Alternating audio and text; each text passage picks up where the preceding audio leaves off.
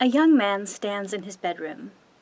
9 years, 800,000 words, 15,000 images, 4 hours of video, and over 1 million unique readers later, Homestuck has left an indelible mark on the history of webcomics, experimental metafiction, and 21st century pop culture generally. Hi, and welcome to Signstuck, a postmodern primer.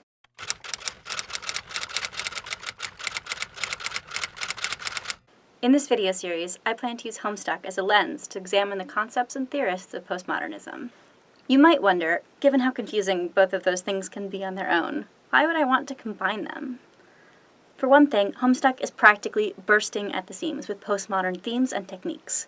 Self-reflexivity, irony, parody and pastiche, nostalgia, narrative fragmentation, death of the author, dissolution of boundaries between high and low art, distrust of received authority in institutions, the spatialization of time, simulation, simulacra, and the hyperreal, construction of identity through representation, enmeshment in all-encompassing systems of consumption and commodification, the constraints of historical circumstances, and the dilemma of complicity with oppressive forces.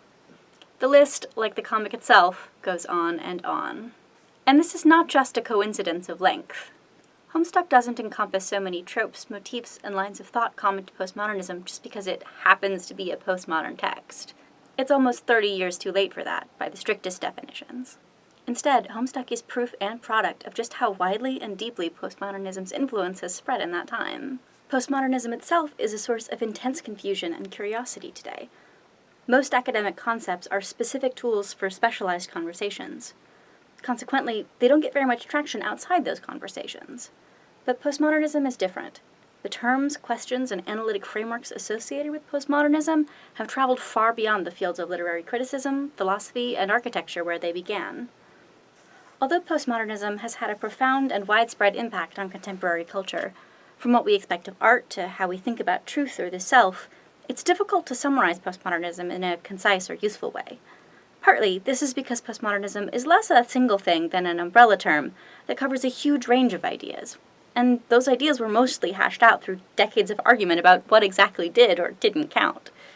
Plus, as the name postmodernism suggests, historical context had a big impact. People sometimes use the word postmodernism to mean the exact opposite thing in different fields, because modernism meant different things in those fields. And modernism itself was typically a reaction or a rejection of a traditional or Victorian way of thinking or creating. In Bauhaus architecture, or some forms of modernist painting, modernism meant a highly abstract, formalist art, divorced from any narrative or representation. This painting isn't trying to look like anything else. It's just playing with line and color for their own sake. Consequently, when painting and architecture stopped being all about blocks all the time and started reincorporating images in new ways, that got called postmodernism. On the other hand, some authors and literary critics understood modernism as a search for a pure or authentic human experience, uncluttered by old-fashioned preconceptions.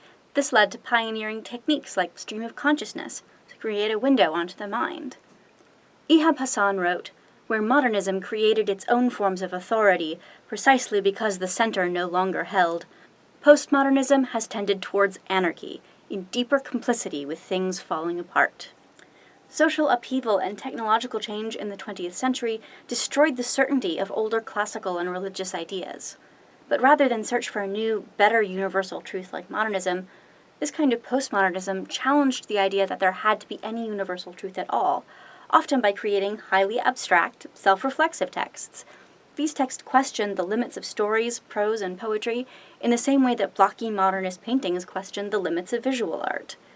While some theorists treat postmodernism, despite the name, as a framework of thinking that can be applied to works from any time, most do regard it as a distinct period.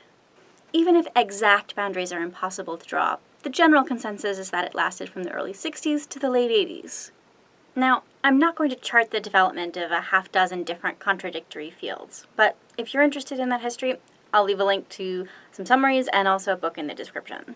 Instead, I'm going to confine my focus to a couple of major theorists in philosophy and literary criticism. These guys, and it is mostly guys, looked back over the decades of the postmodern period and thought about what artists, activists, and even ordinary people were doing and experiencing differently.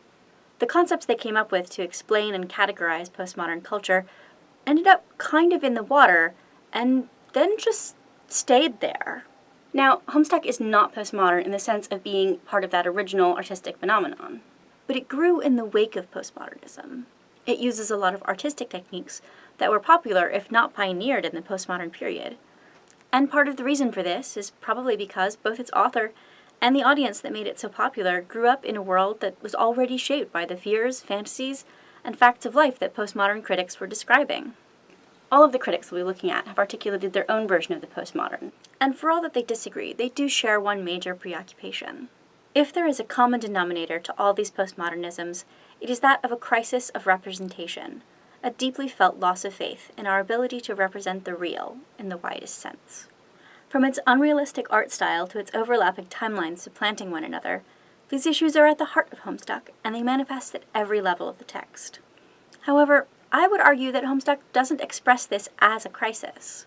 Instead, it revels in the playful possibilities, both philosophical and artistic, of inheriting a world where that crisis has already come and gone. Homestuck, as a literary text, was created both by and for a generation for whom the inability to rely on an absolute or objective reality was not a new and disturbing revelation, but a set of starting assumptions.